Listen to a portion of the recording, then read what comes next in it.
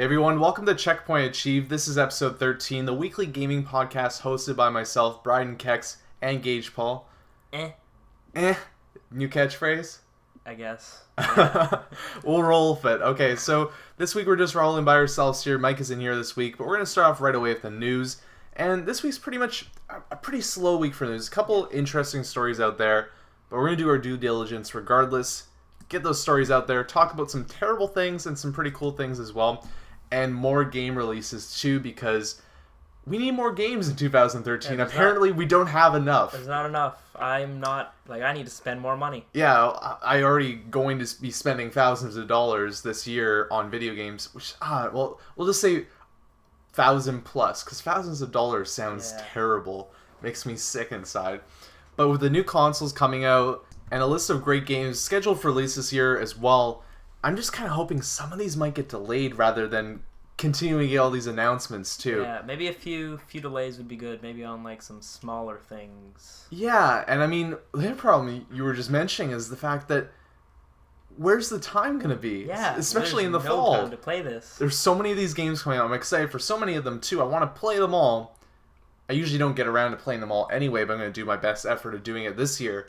And it's like they know that I'm going to try and do this. So they put them all together. And are purposely going to challenge me. Be like, yeah, that's what you want to do? You want to try and play all these games? Well, 8 games come out this week. Fuck you! So we'll start off with a rumor more than anything. But this is kind of giving us some release dates for some games that are interesting. Maybe not all ones that we'll play, but definitely stuff that is on our radar.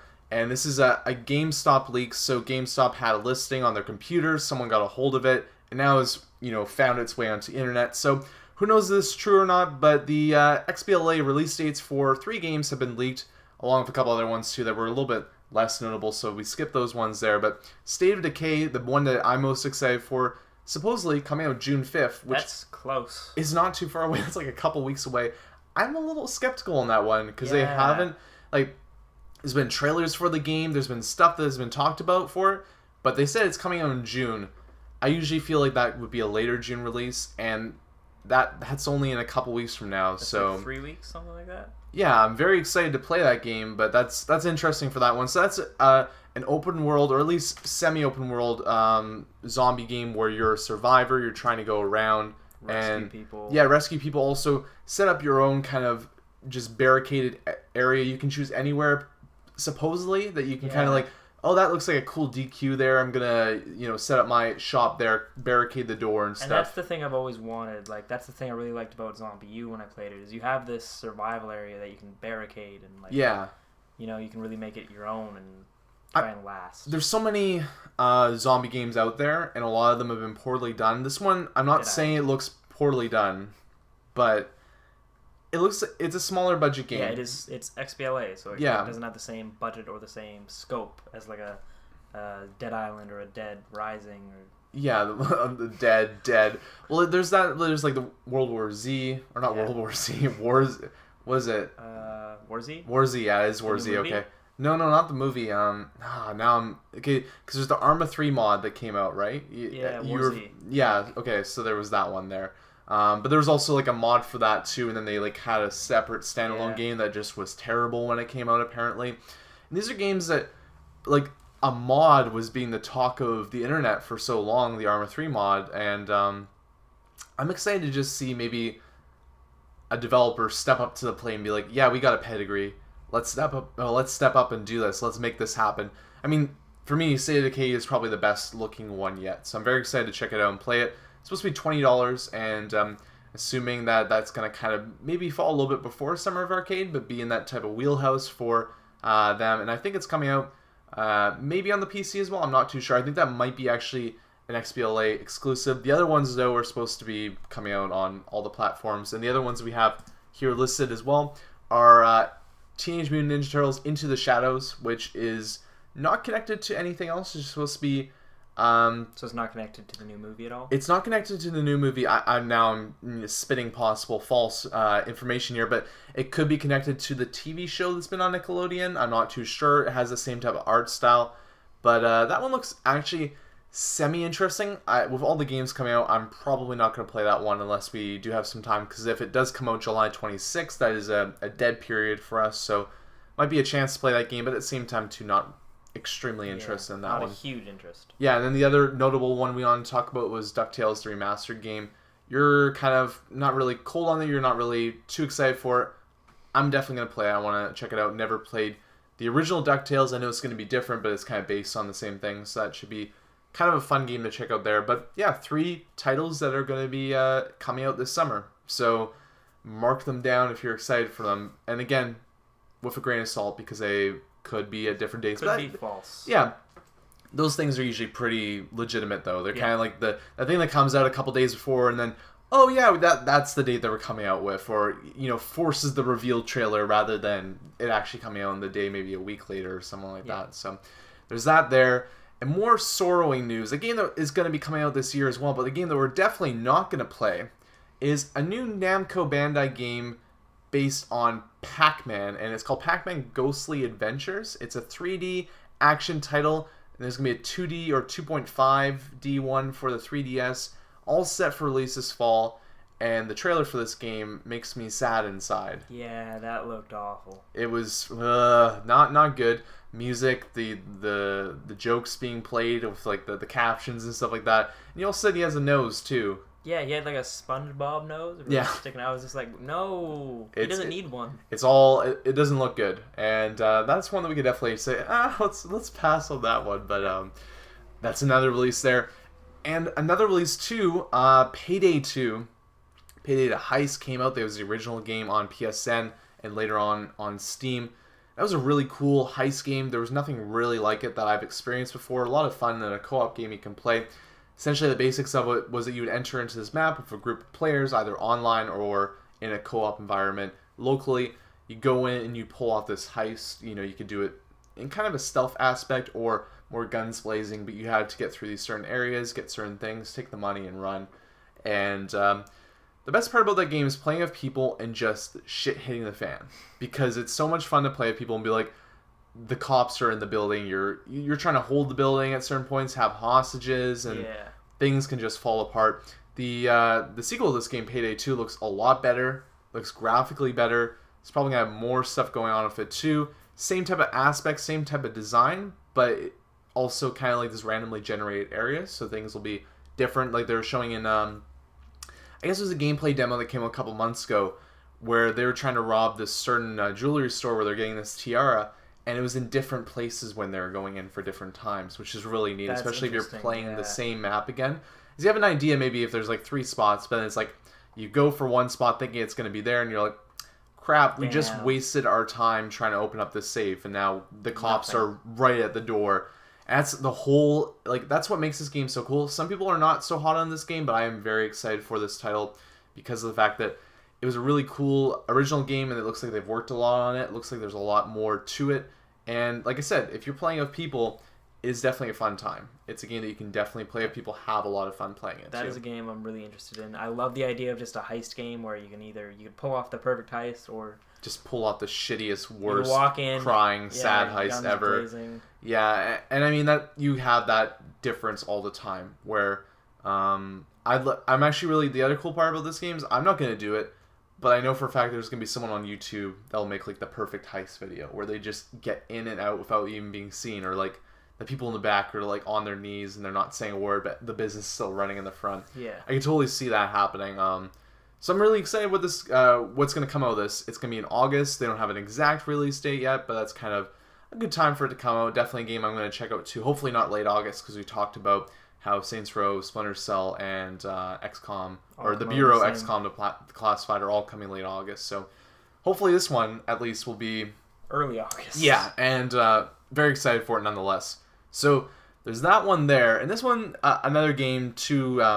Is going to be coming out this year as well. A lot of announcements, and even though it was a shorter week for news, at least so far, I think one of the reasons for that is because the next Xbox is going to be revealed next week. It's the calm before the storm. So we'll probably get some game announcements after that, I'm hoping. Definitely, and we'll probably get some cross-platform ones. We'll also get the exclusive ones too, and we'll talk a little bit about that later on in the show. We're going to do some predictions for that too and make ourselves look like fools, but In the meantime, a piece of game called War Thunder. I don't know much about this game, but it looks neat.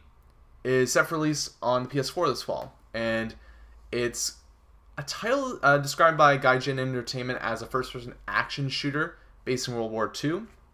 And you are in first person. You're controlling these tanks, aircraft, and ships. I didn't see ship gameplay or tank gameplay. I could kind of imagine what tank gameplay was. But the part that really got me excited for this is the graphics look beautiful. Yeah. For one thing. And there's aircraft battles. Freaking dog fights. Have you ever seen the game Crimson Skies? I've heard of it. I haven't seen it. That is one of my favorite games of all time. And it probably isn't that amazing of a game. The actual story of the game was kind of cool, but the multiplayer, just these maps were fantastic. Big dog fights in these, like, all these buildings and cities and trying to, just navigate. It's so cool because you're trying to get through these. It's a battle against, and it's a battle against yourself too. You're trying to navigate through these areas.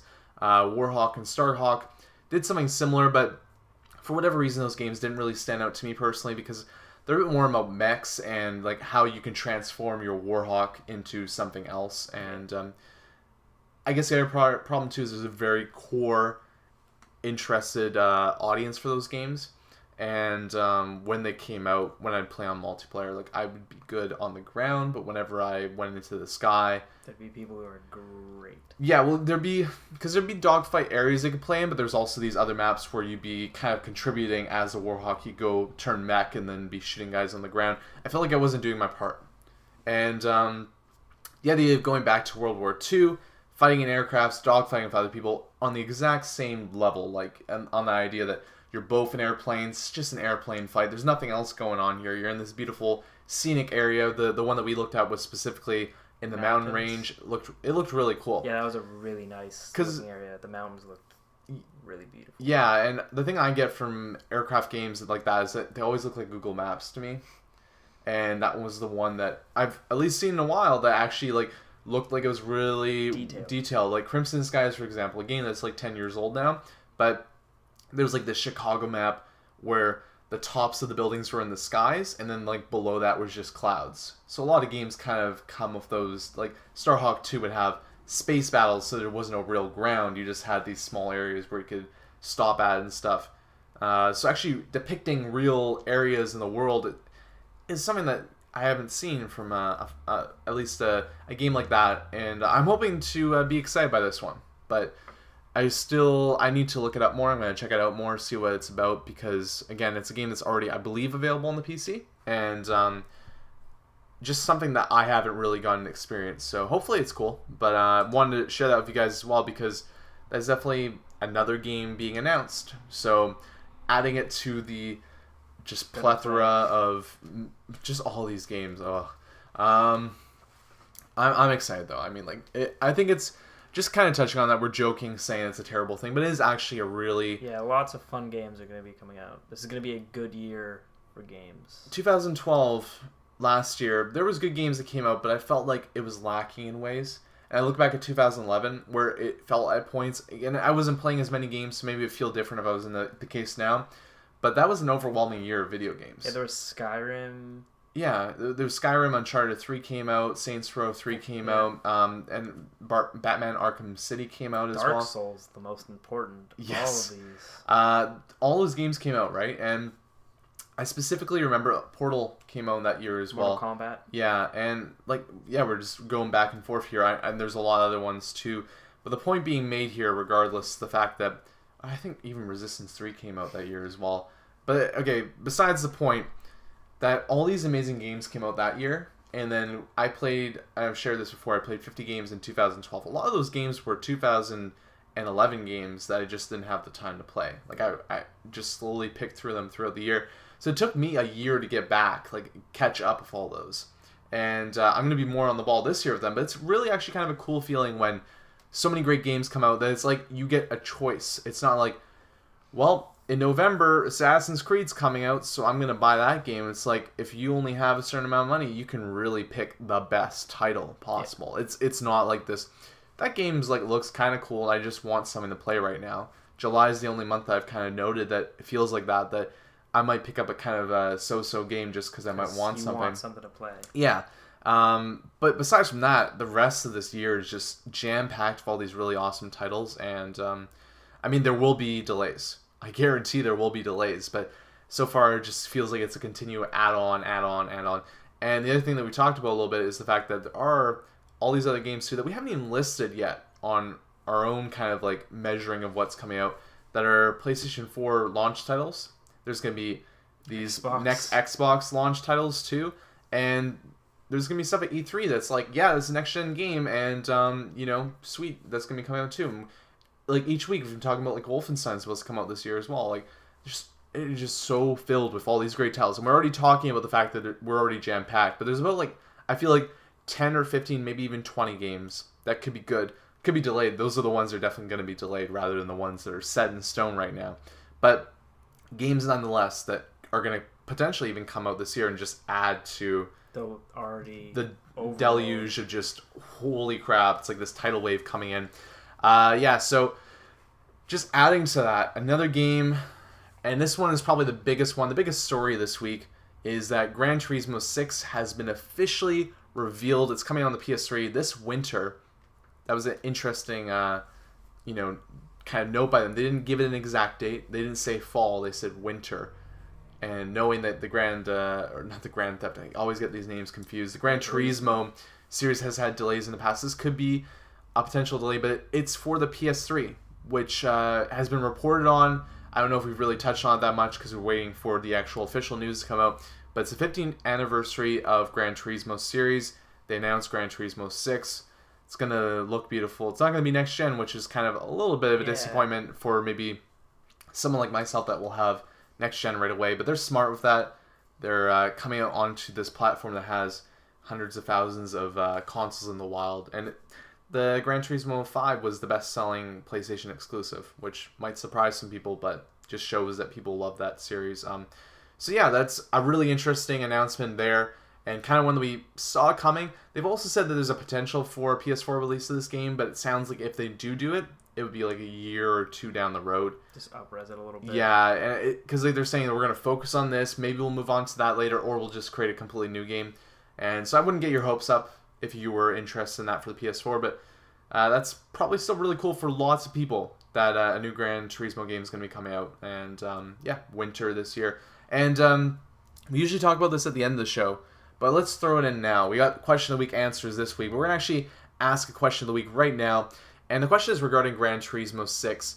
If you're a fan of the series, it'll be really interesting to hear as well what you think of this. But just, let us know regardless. Do you think it's a good idea that it's coming out on the PS3 this year? Or should they have waited? Because obviously they've been working on this game for a couple of years. And they could have potentially shifted to the next-gen console. Is it a good idea that it's coming out this gen on PS3 this fall? Or should they have waited? Should they have brought it out on the PS4? Leave your comments in the comment section for the YouTube video, or read off the responses, or send us an email response at checkpointachieved@gmail.com.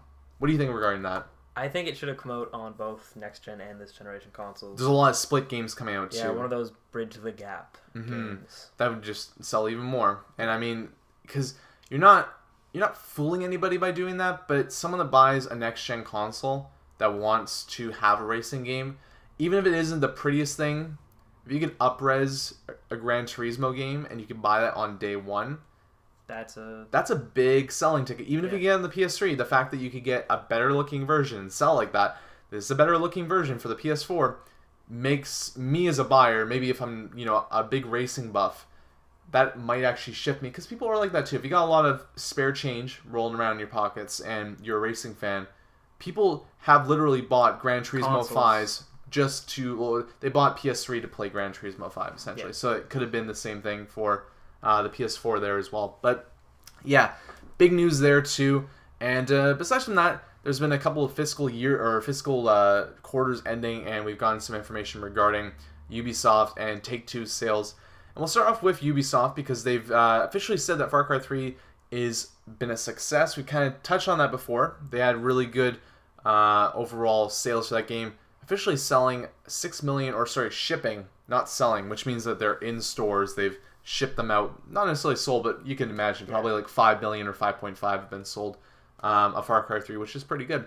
And they said as well that 8.5 million have been shipped for Just Dance 4, which shows that even if that series looks, very just casual to you, it's apparently something that sells a lot of copies. So that's the good news. Oh yeah, also AC3, Assassin's Creed 3, selling 12.5 million. Sorry, shipping 12.5 million. And we talked about that last week. Maybe some disappointing people in that crowd there. But we talked about Patrice Désilets as well, being fired last week from Ubisoft. He's, back and forth there. The game that he was working on, the one that was under wraps for so long, they've been working on 2 games, but specifically 1666 has been canceled, which was rumored kind of, he's being shoved out the door, this game's probably not going to have that much legs, and the game's now dead. So that's unfortunate and sad because that could have been really cool. Yeah, he makes really good games. And I just want to see him make games. I really hope that he gets back. He can get a job. Yeah, definitely. But I mean, like a safe environment too, where he can work and where he can, continue to make stuff. Because he had, like, last one was Brotherhood that he made. He hasn't made a game since then. So someone that could have been very well working on some great titles. Great Assassin's Creed game. Yeah, we've gone down the rabbit hole in the bad way. But I guess the other positive that can be taken out of their earnings call is that Ubisoft has also announced that there's going to be 2 new AAA AAA games that they'll be announcing in the near future as well. So maybe a new Far Cry. Hopefully not, actually, because that would be very quick turnaround on that. Would be. On new IPs, I don't know what they could do necessarily. It's kind of an interesting spot for them because they have their franchises pretty much, rolling right now. We know what's going on with them. It'd be intriguing at least to see what AAA titles might be coming from them. One that might be out there, and there's been rumors about this before, I think we talked about it a bit too, is that Prince of Persia. Dead in the water a bit, but there's been rumors that the game might be coming back. That might be a Ubisoft created title, so that could fit that mold, but I'm hoping just for new IPs, new Watchdog type of scenarios. That'd be pretty sweet. Not another Watch Dogs, but Watch Dogs 2. Yeah, it's not even out yet, but we know you like it so much. No, the idea that they could go off the reservoir and just create something different. And with that said, the last earnings call and the last actual news of the week was from Take-Two, parent company of 2K, and they talked about the fact that Borderlands 2 is the highest-selling non-Rockstar game for the company, which is pretty cool, I think. Yeah. And shipping 6 million copies, which is a nice number for them.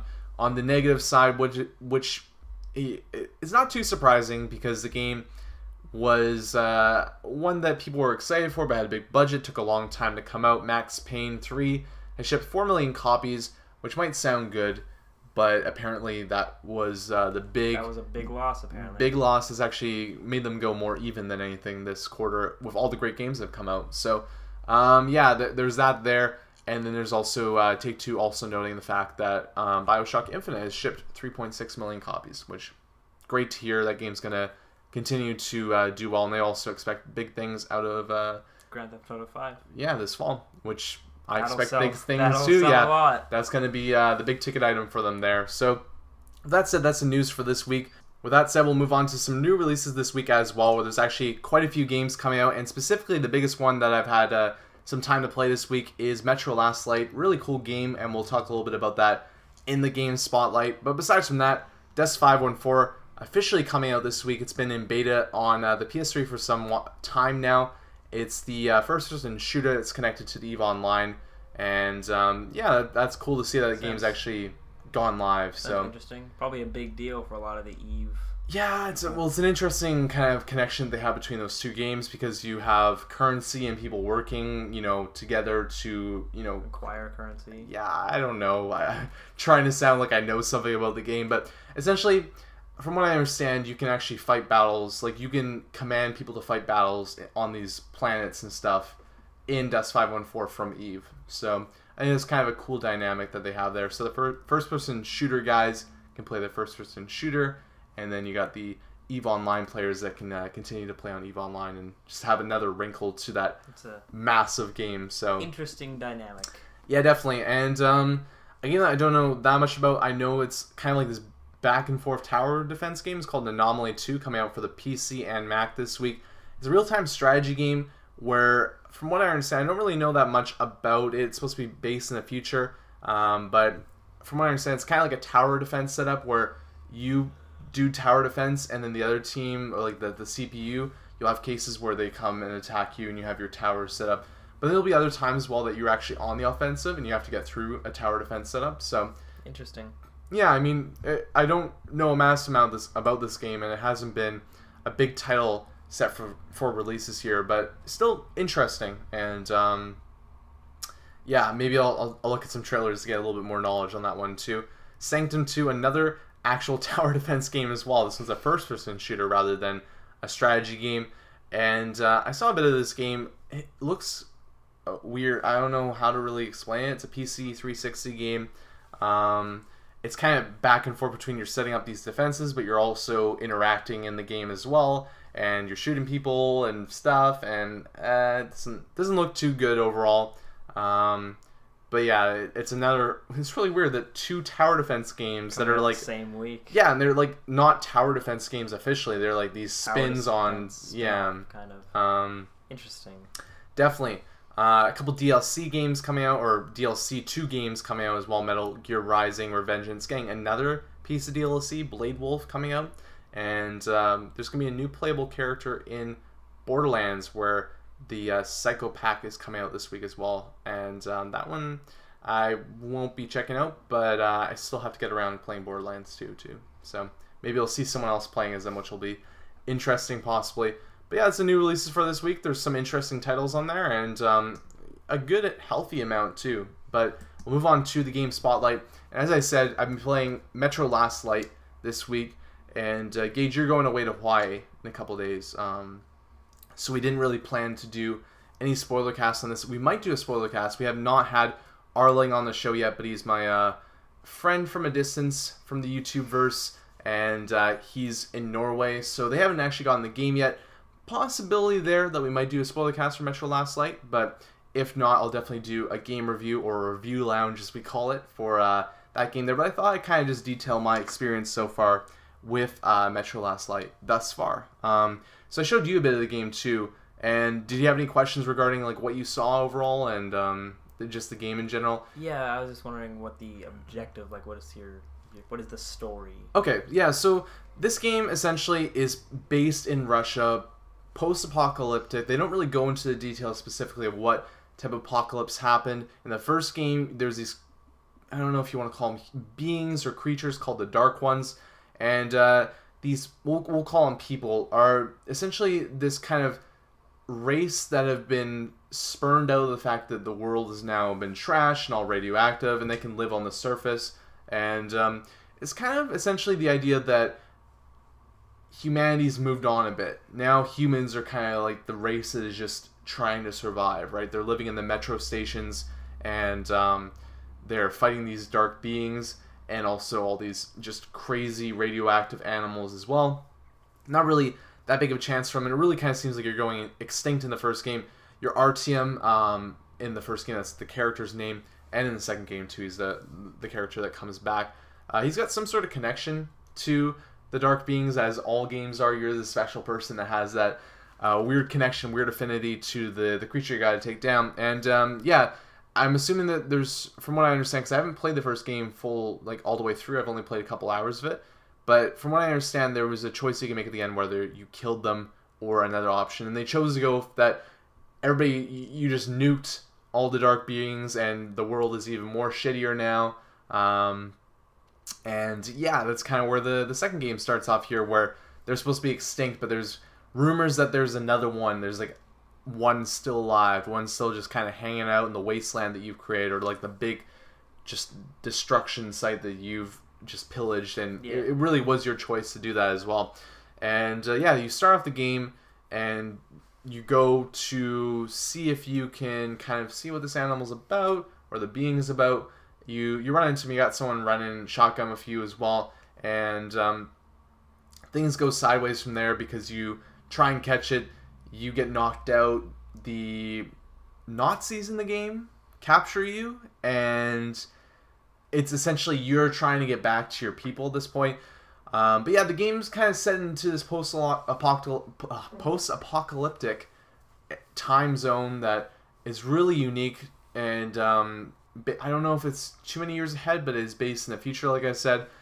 Really unique how it plays off each other, because you still have these warring factions. You have the communists, you have the Nazis, and you have your people as well, all situated in this small area trying to control the metro. And it's just the character interaction, the actual storyline that's based off that is really neat, really cool, because it just kind of, it's a bit of a dialogue on the fact that even if the world is destroyed, there's still going to be people that can't just work together, can't just team up. Internal strife. Yeah, you have the Nazis that are still going for purity. They want to get rid of any imperfections, any mutated people, and just people that don't fit their idealism. Then you got the communists that want to share everything, want to work all together, but they also want things to be run their way, and they want to be in control. So they seem kind of nice. They have some nice ideas, but in the end, they're really a little force-handed, with their decision-making, and you can see when you get captured by them as well that no one's really nice in this game. But yeah, it's a doable story. I really like the world. I think that the story is a backseat to the actual environment, the creatures you meet, the characters you meet. The voice acting in the game, if you listen to it in Russian, I assume sounds pretty good. I'm listening to it in English. Not great. Doesn't necessarily take you away from the experience, but it's still the whole thing kind of culminates together. Where I talked to you before about the fact that I'm burnt out on first-person shooters. I'm kind of at that point where I just don't want to really play them. Metro Last Light was a game that I actually talked about saying I was going to do something for the show, but the day before I was having cold feet. I was like, do I really want to play this game? I took the jump, though. I decided to pick this one up, and I've been rewarded in a lot of ways. It's really been a fantastic game, and I just enjoy the customization of the weapons, the actual weapons, the way they work, and how they interact with the enemies as well, because there's so many different types of enemies in this game. I have to give 4A Games a lot of credit for that, too, because you have enemies that are just straight up human. Seems are very basic to kind of deal with. It's a corridor shooter in a lot of points. There are more open-ended areas, but you're very much led upon a path in this game. But those sequences are very cool because you have the option of just going guns blazing, or you can kind of take a stealth route, just turn off the lights, try and get through, turn off the power, knock people out. You can kill people, or you can knock them out. You can also shoot people too, have silencers on your weapons, a lot of different options with that. But the real kind of variety in the gameplay comes when you experience the different monsters in this game. And yes, I'm only 5 hours in, but I've actually experienced 3 different massive types of enemies that are radioactive, of the radioactive breed at least. Yeah, I was watching you play, and some of them seemed pretty cool, like the way one of them flew down and picked you up. Yeah, because there's kind of this gargoyle one that I believe was from the first game as well, and they're very similar in the way to these. I'm not calling them what they are specifically, but these werewolf creatures in a lot of ways, where there's these kind of just rabid dogs that are a lot bigger than dogs would be. That are very attack-minded, very hard to handle, and then there's the gargoyles, too, that are kind of in that same type of breed, same type of skin, look really weird, but there's that. Then you also have spiders, and not necessarily massive variations on these guys, but very interesting dark-lit areas where the only way to kill them is by getting them on their bellies, or just kind of weakening them to the point where you get a chance to shoot them. And you can even kill them just with light, but that's the whole thing. So you have this very hard shell. You can't kill them, but the one thing you have against them is light. And usually when you meet up against them, they're in these dark areas because they don't want to live in the light. If they get exposed to the light, they die. So in these areas, you're actually fighting them, and you have to use your light on your weapon to keep them at bay, keep them from killing you, while, maybe if they curl over, you can shoot them in the belly and they're dead. One easy one shot. But if you have 3 of them at one time, they're all just scurrying around. Get really hectic and can be really intense. And the one thing I also will touch on too is that rarely games try and immerse you in what's going on, but Metro really does a great job of this. The environment's absolutely fantastic, as I said, but the other part too that is really awesome about this game when it comes to the immersion is that I'm talking about flashlight on your weapon. That flashlight can lose power. You need to keep your flashlight at the proper wattage, because it'll lose its energy, and then you'll have essentially a low battery on your your light, and if you get down to the point that you are barely getting a flicker out of it, you can still use it, barely keep these spiders at bay, for example, but not as effective, and you might not even be able to kill them. I didn't have those specific circumstances, but you actually have this, I'm going to call it a circuit breaker or whatever it is. Generator. We'll call it a generator. Well, I don't think it's a generator, but what it can connect to generators, turn on lights, but also you can connect it and just kind of rev up your actual energy that you got for your weapons so that you can see things better. And you need to do this. There's points in the game where I was like, it said, oh, low battery, and I'm like, are you kidding me? Right now, low battery? Like, there's these enemies coming at me. I need to, find a spot and quickly go, like, tap as quick as I can. You can see the little bar going slowly up, and then you got, your power back, and you can shoot this bright beam at these spiders, and you're good to go there. Yeah, the management, when I was watching you play, is what really seemed cool to me. The way you had to, like, when you're outside, you were dealing with your gas mask and things, and you had the charge on your battery, and you're wiping away stuff in your mask. Yeah, I'll detail this a little bit more, too. It's, like, I'm playing on normal, and I actually regret just a bit playing on normal, because normal is, I haven't died on normal. And I like going through a game like that, but if I'm going to really try and experience that, I'll play a game on easy. I don't need to be held, my hand be held when I'm playing through a game on medium. Yeah. But I've had minor points where I've ran out of ammo, never really a major problem though, and I'm probably going to play it on hard after the fact, because from what I've heard, it can be a lot more strenuous. It's really like you get to the point that you're salvaging for things, but you might run out of filters.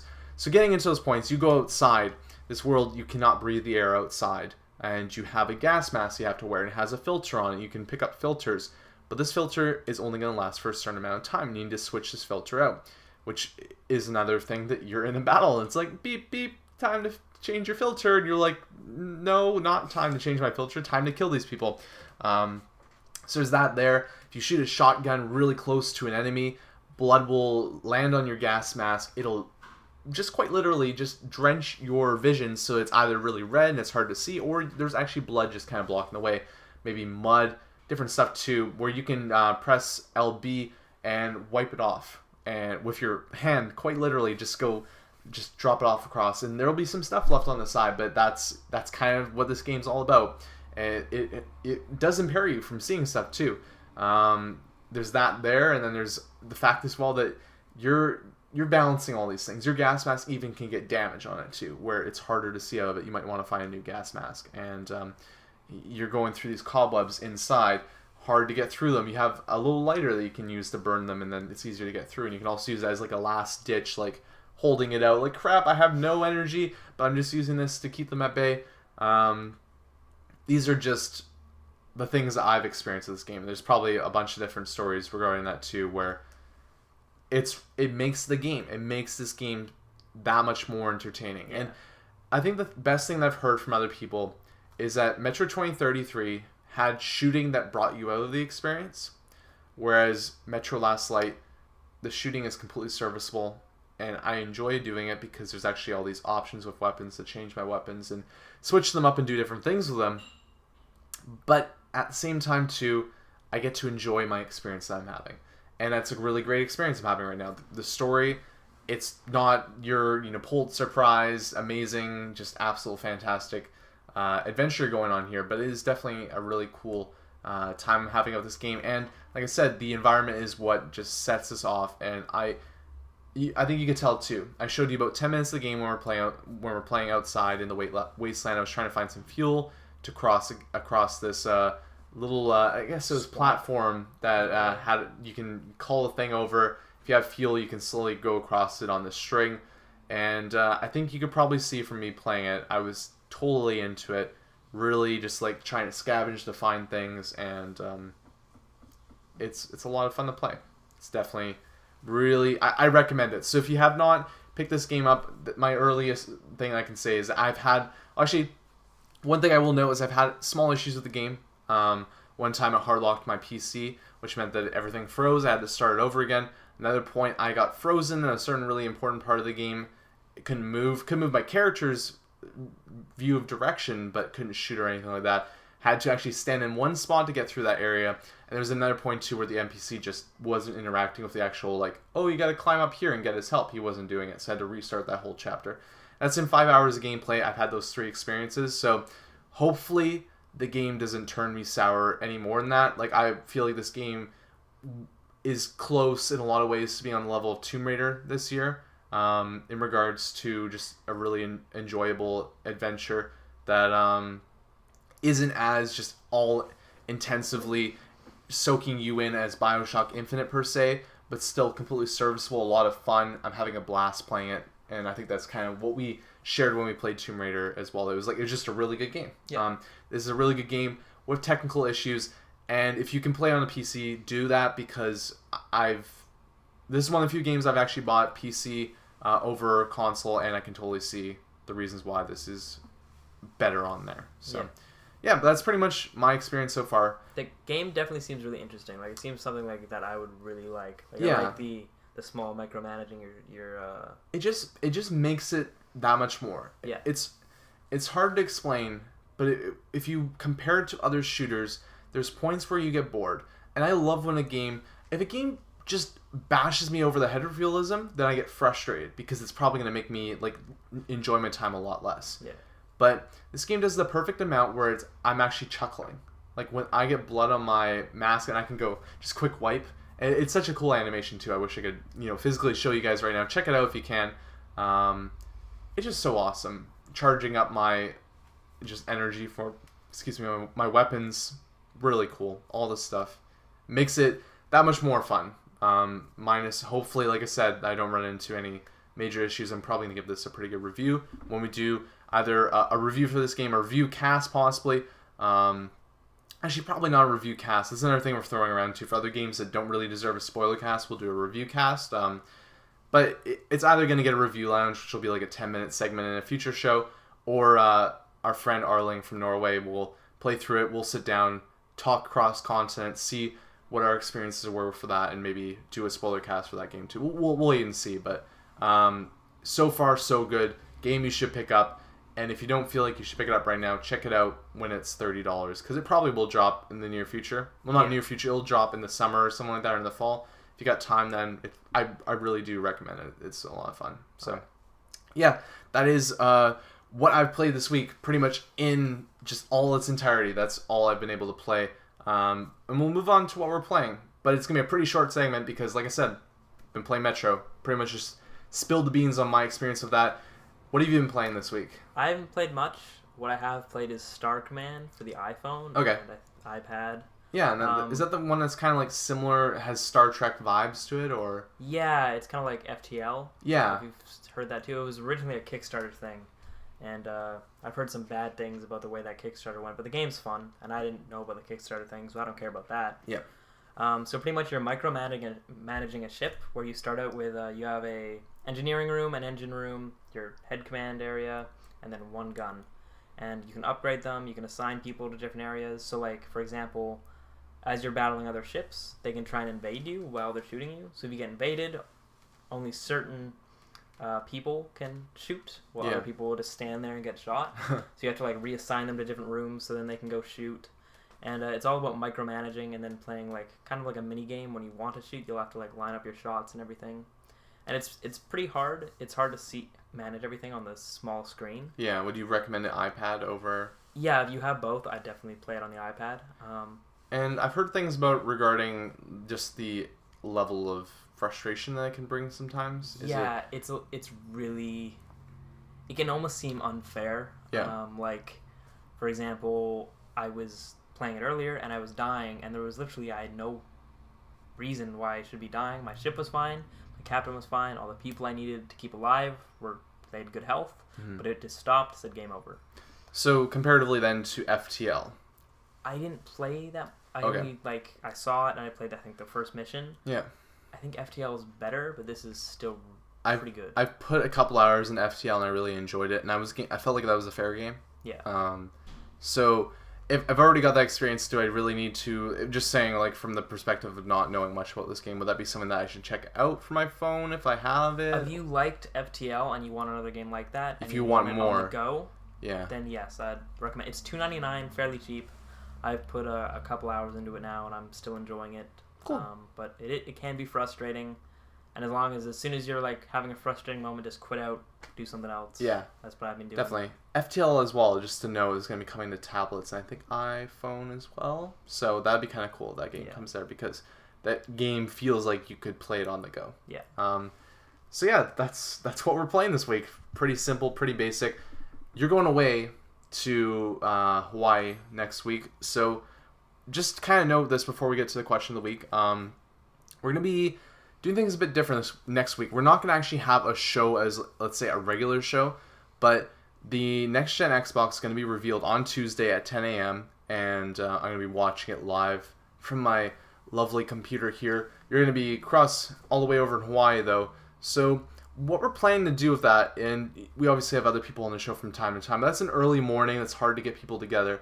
So what we're going to do is we're going to definitely get Gage's reaction on that if we can. And as well, if not, you'll be back next week, so we can wait there too. But what we're gonna do is I'm gonna be doing a bit of a different podcast where we have the Xbox live streaming on Spike. It happens. Nothing special for that. You guys can watch that. If you want to hear reactions to that from us, we'll be posting something up relatively soon after the fact. What we'll be doing is I'll be sitting here doing a podcast sounding similar to this, but I'll be interluding and phoning you guys. I'll be phoning Gage, for example. We'll phone him on Skype. Get a call in there, see what he thought about, ask him some questions. Then, also phone Mike, phone Dan, phone Emily as well. See what they think, if we can get a hold of them, if we can work it together. Maybe even have them here as well, but that's kind of the goal we're shooting for next week as well, just because of the fact that it's a bit of a weird time, and I don't think there's really a reason for us to do another podcast that week, especially the fact that you're away as well. So we'll just wait till the week after that to jump back into our regular podcast, but we still will have a podcast specifically talking about the next Xbox. So, yeah, fear not, it'll be coming a little bit earlier in the week. So, yeah, just a bit earlier, probably on Tuesday night it'll be out, and then next Thursday we'll have our regular podcast out as well. And, yeah, so that's going to be what's going to be going on regarding the Xbox event there. And the one thing I want to do before we move on to question of the week and really wrap up the show this week is do some predictions. And we'll each do 3 predictions here. Pretty quick turnaround. We don't have to worry about that too much.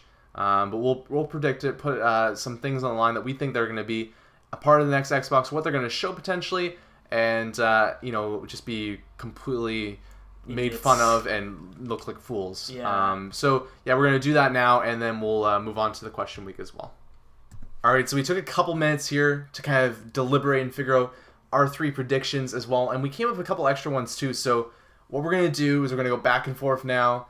Gage is going to list one, I'm going to list one, and get our 3 main predictions off, the ones that we think are pretty much guarantees for being at this conference.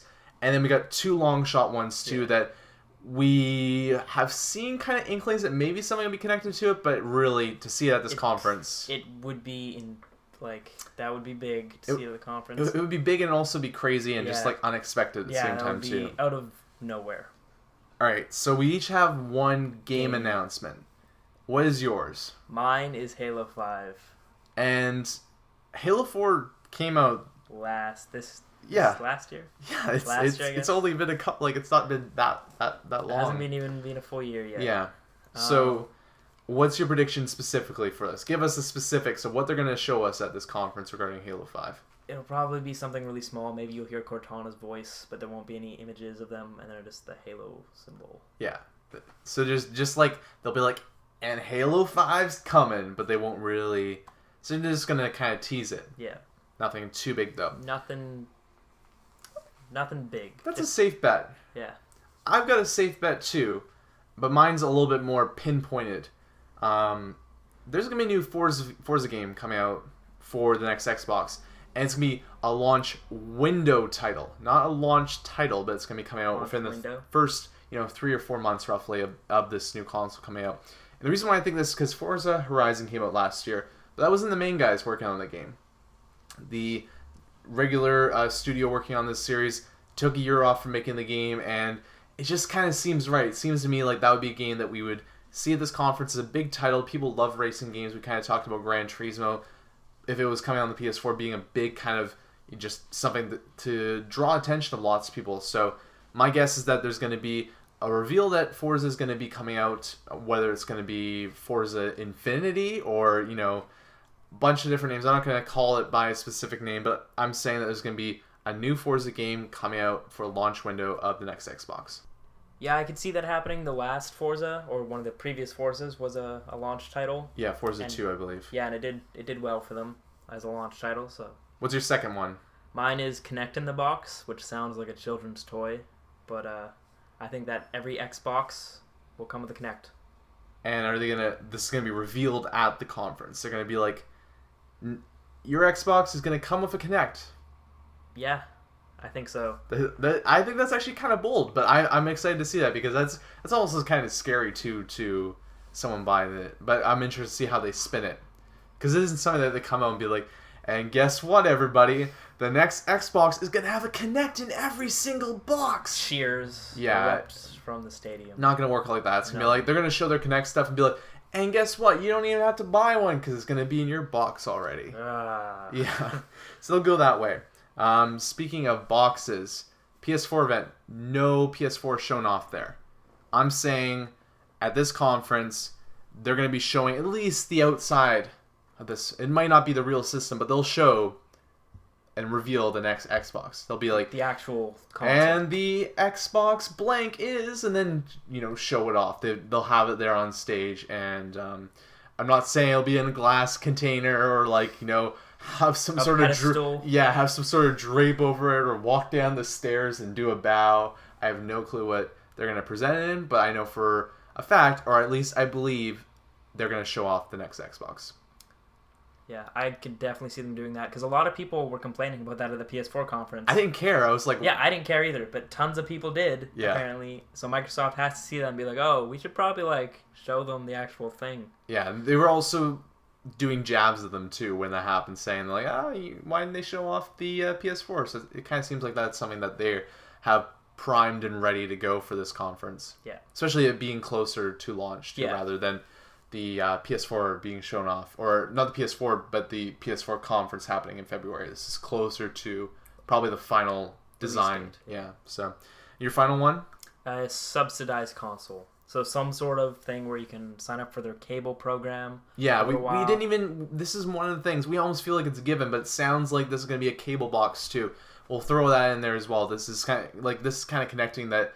Well, why don't that be your guess, essentially, that it's going to be subsidized and it'll be a cable box as well. Yeah, it'll be some sort of thing where you can sign up for something, maybe cable, something like that, and you'll get the console a little cheaper. Yeah, but at the same time, too, you'll have to pay some sort of fee or... Contract, something like that. Yeah, along those lines. My last one is, if they do this, this is going out on a bit of a limb on this one. If they do this could be a real dagger to Sony. I think that Sony showing off the streaming capabilities of the PS4 and the ability to record your gameplay and then, you know, upload it and all that jazz, I think that next Xbox aren't going to necessarily do it to a T, but they're going to follow in that pattern, have some similar streaming capabilities, and to one-up them, they're going to have a contract with Twitch. So everybody's kind of complaining, why is Sony if you stream?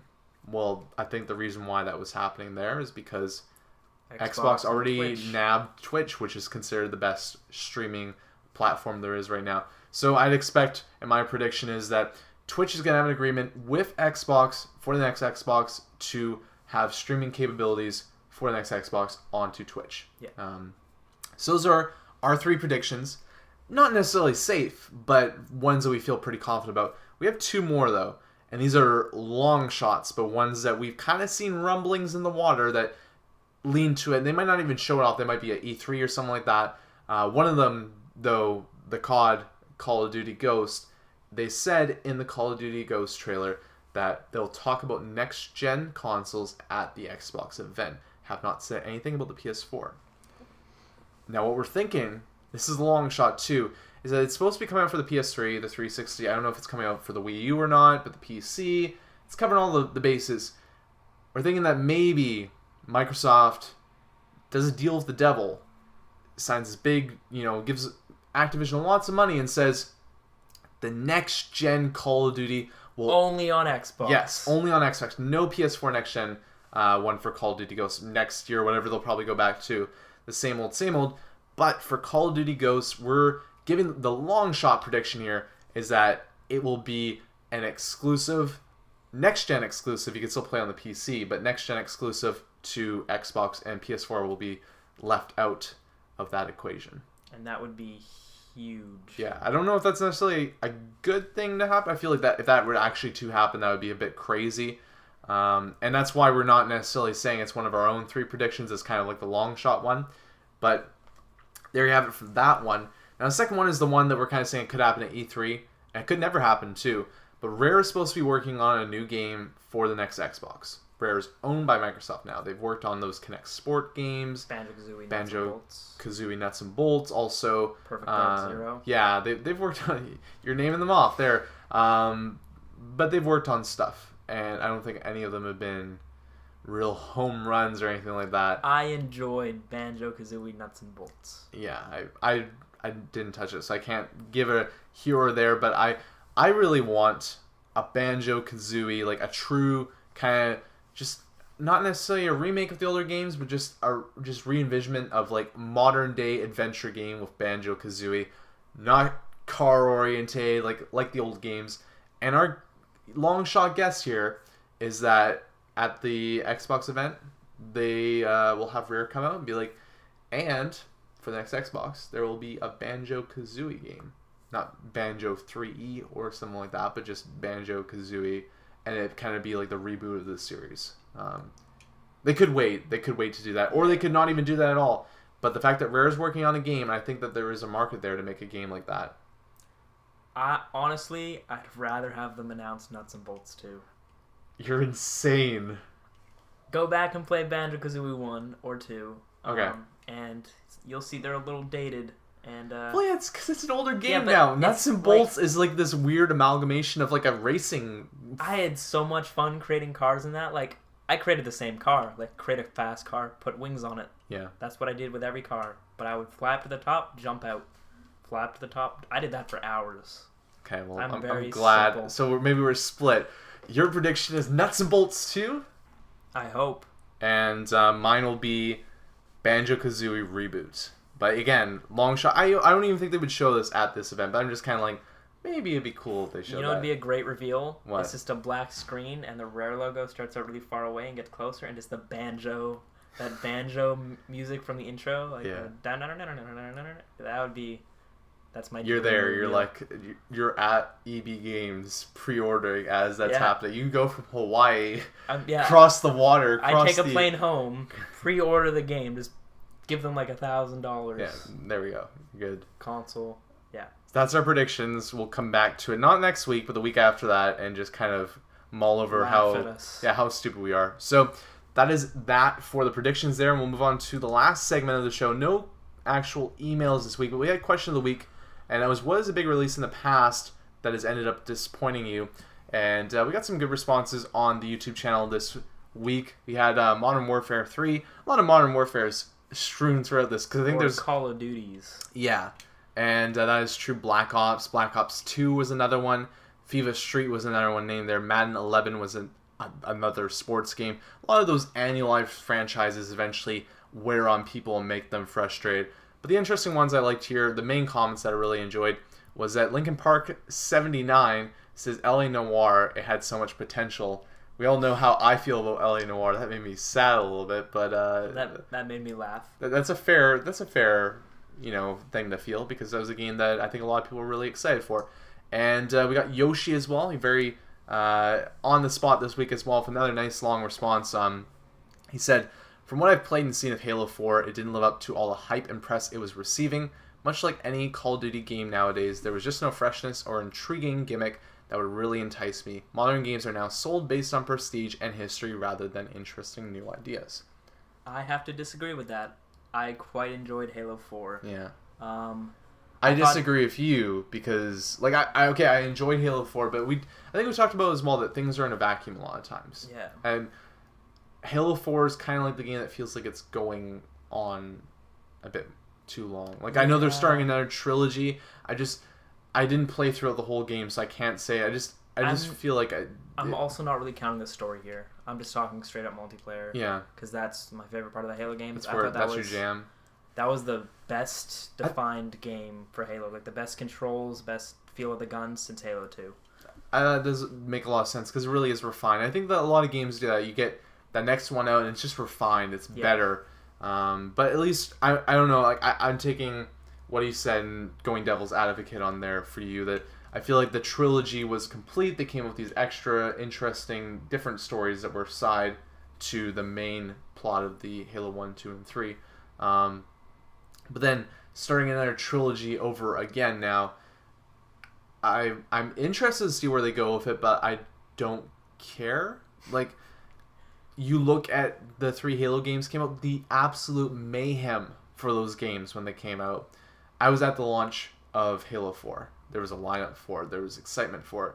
But I specifically remember Halo 3 and 2 launches being like batshit. Like, people are excited. I went to the Halo 4 launch as well, and I got there like at 5 o'clock in the afternoon. I was first person in line. I went to Walmart because I knew no one's going to go to Walmart. Yeah. So I was like me and my friends were the only person in line till probably like 9 o'clock when people from the Future Shop and Best Buy down the street were like, there's a like a 1 hour line where we are.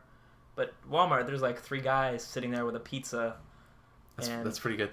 Did you order the pizza there too? That'd be pretty sweet. And the best part was at some point he's like, you guys are real dedicated. The Walmart guy came in. He's like, here's some Diet Pepsi and some chocolate bars. Awesome. Well, that's the one thing that I'm very excited for the next gen consoles too, is that we're gonna pre-order them, get them locked up. But there's gonna be good shenanigans for when those consoles come out. I'm excited to pick up my console, see that environment and whatnot's going on there. Hopefully we don't get shot. Yeah, no shooting in Victoria, please. But yeah, for me at least, I don't know. On that day, I didn't pick up Halo 4. I picked up Little Big Planet karting. It was hilarious because I was the only person in line. I was like, yeah, I'm here for... They're like, oh, you got a Halo 4 pre-order? I'm like, nope.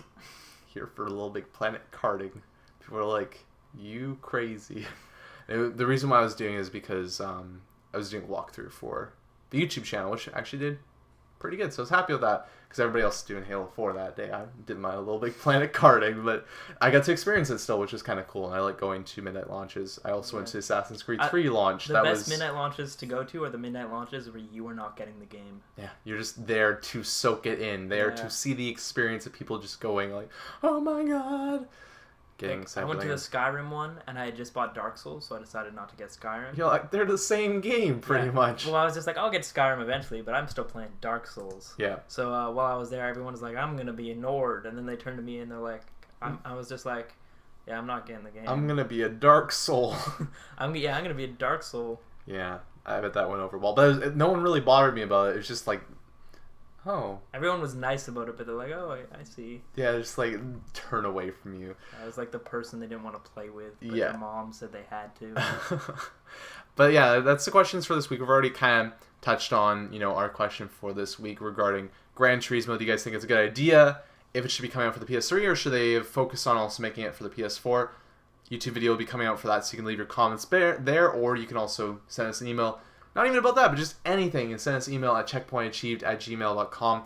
And also, too, feel free to send in predictions as well. Have to be before the next Xbox event. But if you want to join in predicting crazy things, then feel free to do that as well. Like I said, checkpointachieved@gmail.com.